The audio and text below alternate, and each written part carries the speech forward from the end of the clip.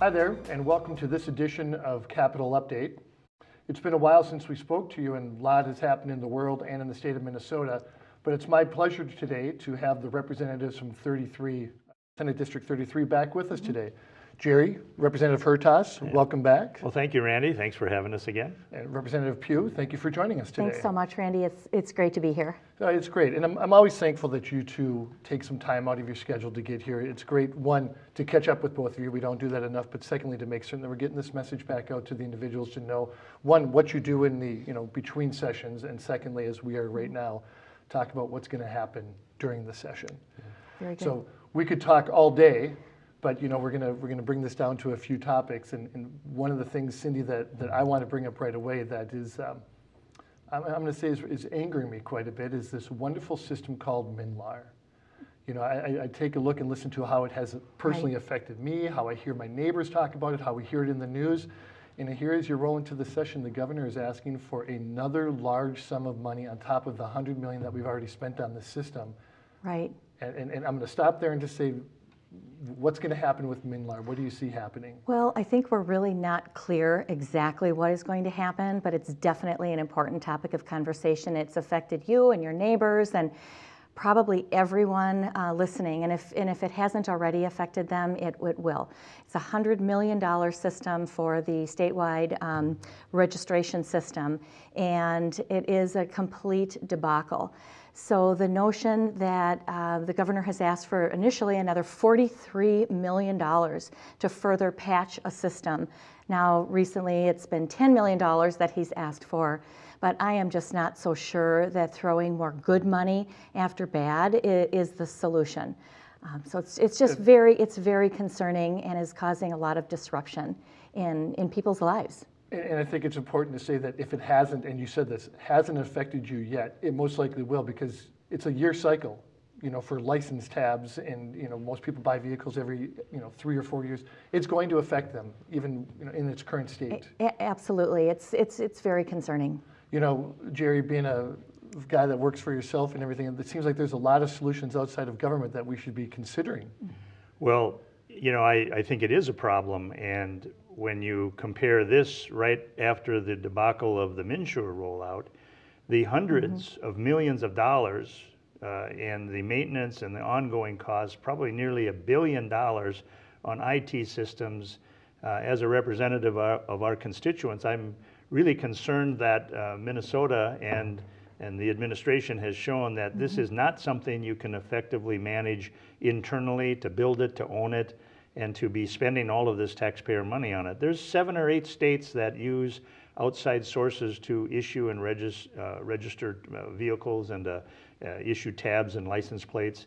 And it appears to be very efficient. And the administration said, well, we can't do that because it won't interface with different parts of our stuff. But ironically, as this became a big crisis, what did they do? They went ahead and outsourced and had another company start providing tabs and licenses and to just handle the backlog. And I purchased a vehicle right at the end of December, and I had my plates in 10 days. So I'm confused. I mean, the messages and the stories we're getting from constituents are real. People have paid twice just because they wanted to process it twice and get another temporary tag or something to prove that they had it. They didn't want to get fined or anything like that. I think really, in a marketplace, we have other companies that can do this. I think the data can be secure and privatized where it's not going to be at risk to our constituents and consumers. And clearly, as innovations keep changing, these companies would always have to be in a competitive mode to be at the forefront of innovation. And I don't think the taxpayers should have to pay for that. Well, I agree. I completely agree as well. In fact, there are many people that have been harmed, including all of the private businesses, the private registrars. I signed on to a bill yesterday to offer compensation back to those individuals whose livelihoods and financial well-being has been harmed by the incompetence of the state of Minnesota for having rolled this out in such a really terrible way. So. And just to dwell on that moment, I mean, this is all across the state. Yes, this it is. Thousands of individuals whose life has been harmed by the fact that this Yes. system isn't working as it should. So we're compensating them. So That's what this bill would call for. And if there's a further investment in this program, I would be very supportive at looking at that. It would be the right thing to do. well, I hope we can change this. And actually, Yeah, I'll do not it. just MNLAR, but as you mentioned, MNsure was, and Min XXX, whatever that's going to be coming up next. I'm tired of hearing these stories, and I hope that we can make some change on the way that we do IT within because I know personally, just from other dealings with the government, that their system is no more secure. In fact, I would say it's less secure than anything that the private sector has out there, and it concerns me that that's the argument they're using with. So I hope that this session starts some great change on both MNLAR and future projects so that we don't have these debacles sitting out in the future. I think we'll see that. I think all options should be on the table. Yes. I would agree with you, Representative. Speaking of change, which is always a great thing, I like the fact that instead of change, I actually have more dollars in my pocket these Yes. days because of the Tax Reform Act that the federal government put in place. But we were in the news when that was happening, that we were one of the few high tax states, and really caused a lot of Minnesotans to think about their tax planning for 17 and looking forward to, 17 looking forward to 18. I have to believe this is a topic, Jerry, that you guys are going to be talking about how this affects Minnesota and what Minnesota needs to be doing to get back in line. Am I wrong? No, you're correct, and it's a very important issue, and it'll be, normally in a budget year, the tax committee wouldn't be quite so encumbered with urgent issue, but because of the new tax law, it's really, really important. We've already started committee hearings in advance of the session starting, and we're working on it already. It's going to be difficult. It's not going to be easy. The cutting to the chase about what is the issue with conformity is that with regard to the federal income, the taxable income as calculated by the federal government, with the changes there, that changes the income, and that's the starting point in which Minnesota uses that final taxable gross income. So with the standard deduction being doubled and whatnot, and people taking home more money, that's raising the income, and that will have a direct effect if we don't conform to the tax law that was just passed. And what's problematic is it's not as simple as just conformity, because if we conform with the federal government in terms of the changes they've made, it will result in a net taxable revenue increase to the state of Minnesota, estimated at present to be in excess of $500 million.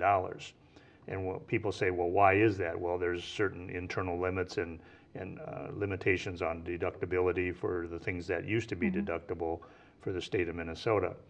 So we have a potential here of harming some of the Minnesota taxpayers, and if you look at it in a more, at the 10,000 foot elevation in terms of the 50 states, the high tax states such as Minnesota, New York, California, and others have been able to deduct all of their local property taxes and local taxes, and that has reduced their income. Now there's a limitation on that, and that will raise the income. And so we have to do more than just conformance and restructure the state's manner and method in which they calculate your taxable income at the state level, or it's going to result in a lot of additional revenue to the state of Minnesota.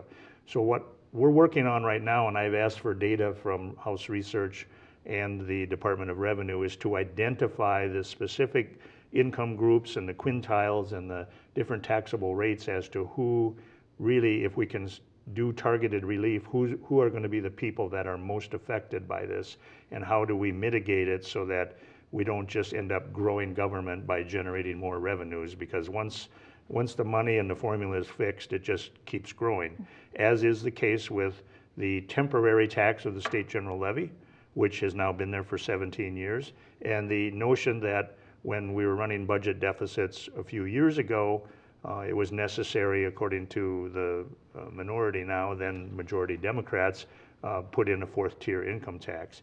And so in essence, what this will do, conformity, if we do nothing more, will create almost a fifth tier of income tax. And we don't want to be encouraging people to leave the state. We want them to stay here. So we got to figure out something, what we're going to do, and identify those problem areas. So a total tax reform of Minnesota is not on the near horizon, but is that something that we might see on the the intermediate horizon? Well, I think there are a lot of different things that are going to be looked at, and to try to target relief to those who are going to be most adversely affected by conformity and any changes we make with regard to the federal tax law.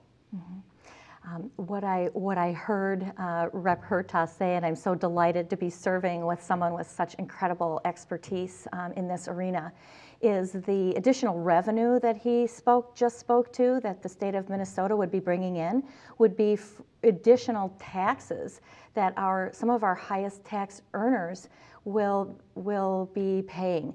And that is what we definitely need to look to do with regard to reform.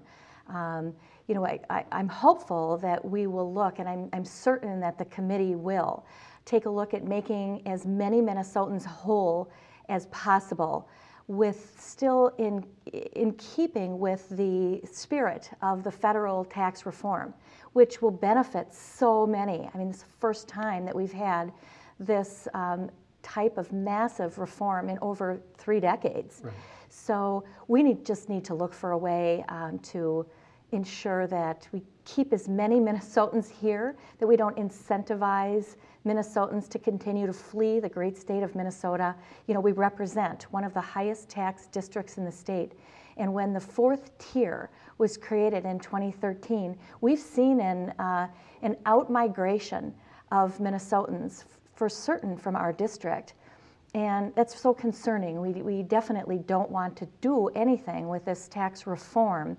Conformity, yes, but then reform to ensure that Minnesotans aren't paying. I've heard anywhere from 400 to upwards of 800 million more taxes on Minnesotans. We certainly don't want to do that. Well, I agree. And you've made this, once it's put in motion and it stays, it never gets pulled back. So, I mean, you know, I want to hit to break unless there's something that you really want. The only thing I want to add on to that is that we've got 3 different areas or components that revenue is now exceeding forecast.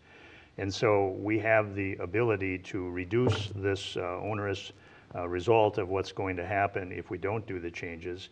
It's estimated, as I mentioned, to be in excess of $500 million if we just simply conform and make no other changes. In addition to that, the Tax Reform Act itself has generated, it's been reported that more than $1.5 billion of bonuses and increased wages have already occurred. When you pick a median income tax rate that we have, let's say 7%, and apply that to $1.5 billion, that's $100 million. Right. And then if you take that same amount of money that is now in the pockets of consumers, that's perhaps another $1.5 billion that'll be spent in the local Minnesota economy. And so that's another 7% or another $100 million. Right. And so the December number came out, we're $219 million over forecast. January came out, we're $349 million over forecast. That's $568 million plus the $500 million. And now they have to revise the February forecast. It will be completed next week, and we'll get those numbers, and that's really the information we'll be making decisions off of. But all of those assumptions previously were an economic growth rate of around 2%. We already know the economy is growing at the high 3s, and is going to probably top 4%. So I think we're going to probably see the February forecast show that where there may be a projected surplus if they include the conformity number in excess of $1 billion. Well, hopefully we have change on the horizon for many things, whether it's the tax reform, MNLAR, other things in IT, just so that we can actually get things more right-sided, so we can work more efficiently and effectively and less government, more into, I will say, the private sector. Yeah. But with that, we need to take a break. Okay. So please hold on. We'll be right back. You're watching LMCC, your community TV.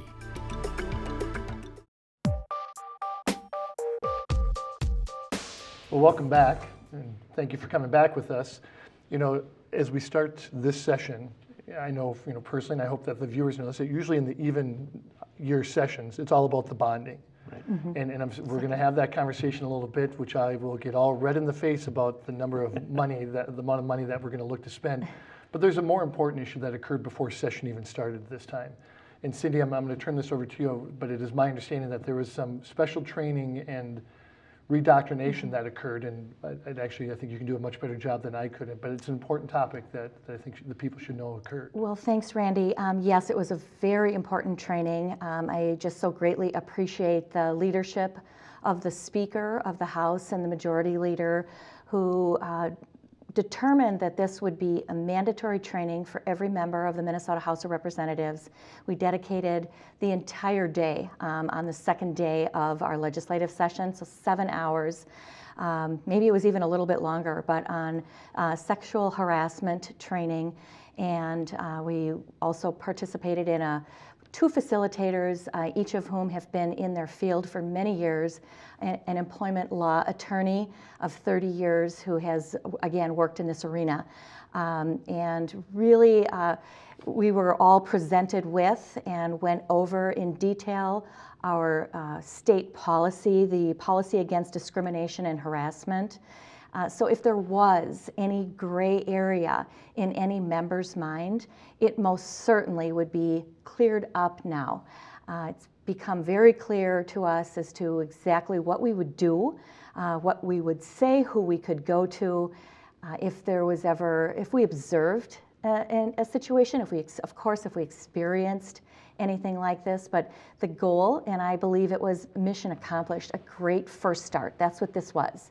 A really important, not only start of the conversation, but a laying of the foundation of what the expectations were of members in the Minnesota House of Representatives.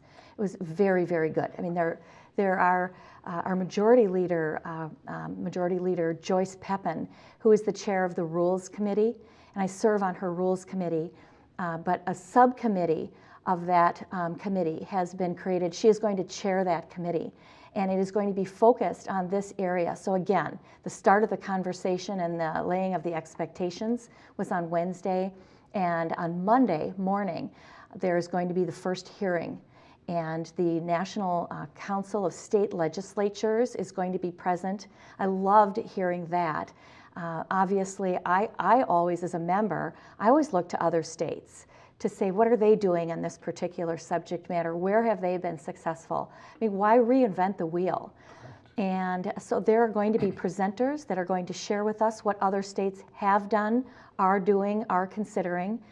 Employment law attorneys are going to be there, a bipartisan coalition of members, one from the Republicans, one from the Democrats, have come together with a bill. I'm anxious to hear about that. I have not read that bill. Anyway, there's a lot going on to create a professional, safe environment for not only members, lobbyists, and of course the general public. And I'm assuming the staff and everybody had to be a part of this training as well. I mean, while the focus is on the legislatures, I'm assuming staff was... Well, as a matter of fact, so there are 134 members of the House, and it was just for us. Okay. Now, I did notice that there were nonpartisan attorneys who were present. Several of them, I noticed, are listed in our booklet.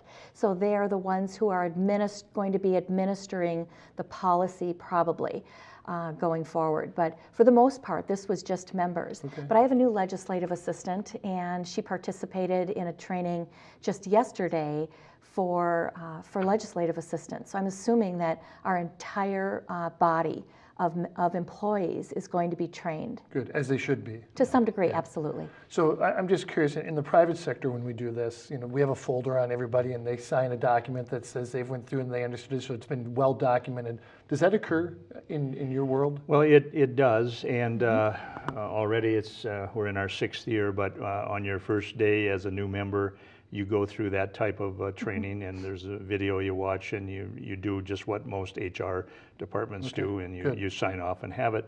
I think that this training did exceed everybody's expectations. When the announcement first went out, there was kind of a disclosure that we were going to be learning a little bit more about implicit bias, and most people, kind of exactly what does that mean, and a lot of people did a little research, you Google it, you search it, and I think a lot of us came into the training believing that it was going to be something a little different than it really ended up being, and I think for that reason it did exceed our expectations, and it just kind of reminds us of not just sexual harassment, but harassment exists in all different forms, and it can be perpetrated by anybody, whether you're management or leadership or a member or even staff.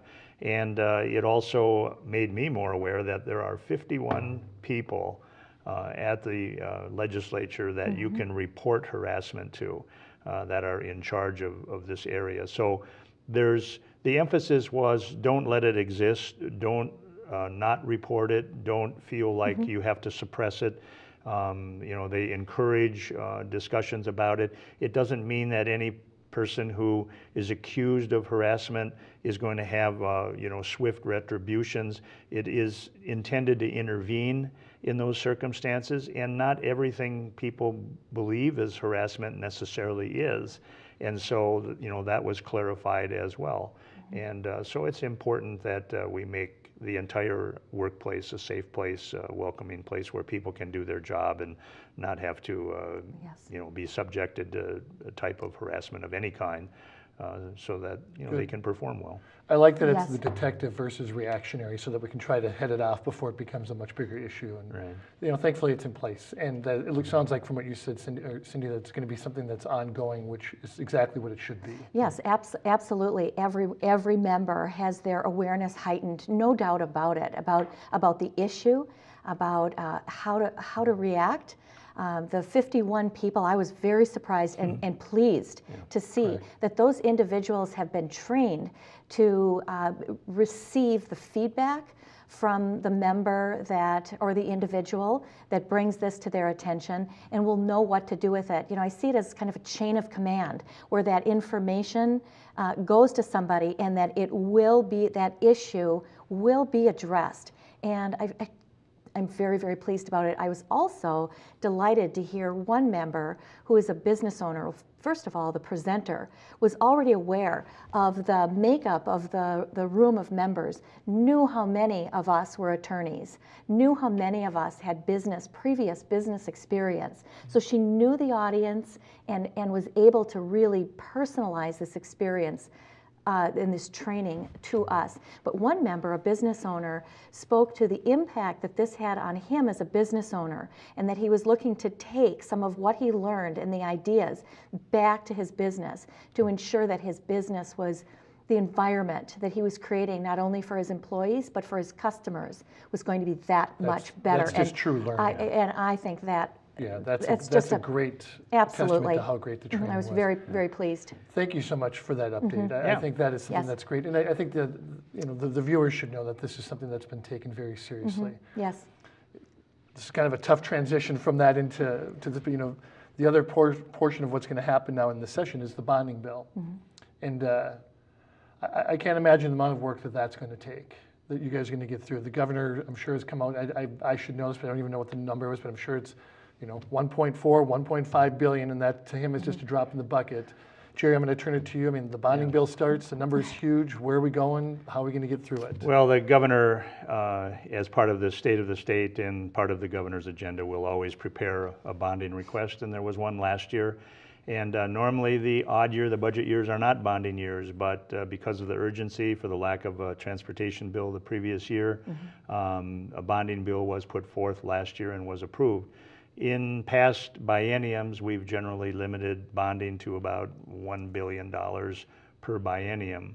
And I say that with some caveat because I don't like the idea that there's an expectation that that's the norm and the standard, and that we should be borrowing on the credit card and basically in creating more indebtedness for our future generations. It impacts our bonding, impacts the general fund budget, because at present we're under $10 billion of state debt. This bonding bill that the governor is proposing would put us over that. At present, we're spending about $1.3 billion a year on debt service and interest. So if we didn't have the debt in the first place, we could be paying cash for the things that we need to do. And 1.5 billion seems to be mitigated by its size. I like to think of it more as 1,500 million dollars, because that kind of gives a little bit more perspective or gravity to the viewers out there, just exactly how much money this is. So it's a big deal, and there will probably be $4 to $5 of requests for every dollar of bonding that does occur. And I think there will be a bonding bill, unfortunately, but there's going to be some additional infrastructure spending, and where that number rests will depend on the appetite of legislators to support it. Bonding does need a 2/3 vote in both chambers to pass. So 90 days, 1.5 billion or 105 million is, or 1,500 million. 1,500 million to start the days off, and hopefully it'll get it to a number that's more reasonable. Because I'm not against the bonding.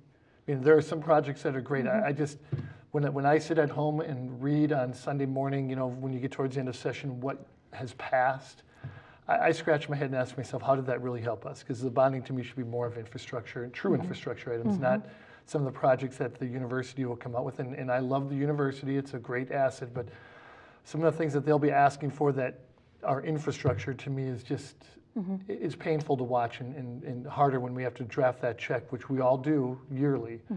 To pay for these things. So, well, the ask from the University of Minnesota in the bonding bill, or the ask from the governor, inclusive of the University of Minnesota, is significant. And the point that was just made about how many dollars of requests there will be for every dollar that ends up in a bonding bill is at least, I've heard it at least 3 to 4 already, that there are already requests in for 3 to 4 times what we may have as a bonding bill. And I do agree. I think that there will be a bonding bill. I'm concerned about what will be in that bonding bill, because we definitely need wastewater and infrastructure in a big way, roads and bridges. We still have major needs. I believe that what's in the bonding bill will be of regional significance, or it'll have to be in order to garner enough votes. But there are needs, and it's just concerning to be spending this kind of money for our kids' future. It borders on immoral to do this to future generations to meet our excessive needs today, and it's concerning to hear. And I believe I first heard this number from Jerry, but over $1 billion for some time now. This didn't just happen. Right. That over $1 billion, just think about that, of debt service on a bonding bill. So this is on all the bonding bills. All the bonding. On all the bonding bills. Yes. But it's become a line item, right. Budget item. And when we first came to the legislature, the previous budget that was passed was $34 billion, and that would have been in 2011. We were elected in 2013. We now, just 3 biennium later, here we are with a $46 billion budget. So this spending, this take your breath away spending, is on a trajectory, on an unsustainable trajectory in our state. So we definitely need to take a very close look. Oh, no doubt. I mean, 2.5% to 3% of your budget is just for debt service. And I think it's a growing number, and it's a number that shouldn't be that large. I agree. You guys have a lot of work, and I think that we should plan on coming back after session to talk about the bonding bill, because we didn't have a lot of time on it, but what passed and why it passed, and to explain to the people, because it's a big number, and it's going to be something that's going to affect them, and they're going to be wondering why some of these things passed. But I do want to thank you both for joining us collectively today. Yep.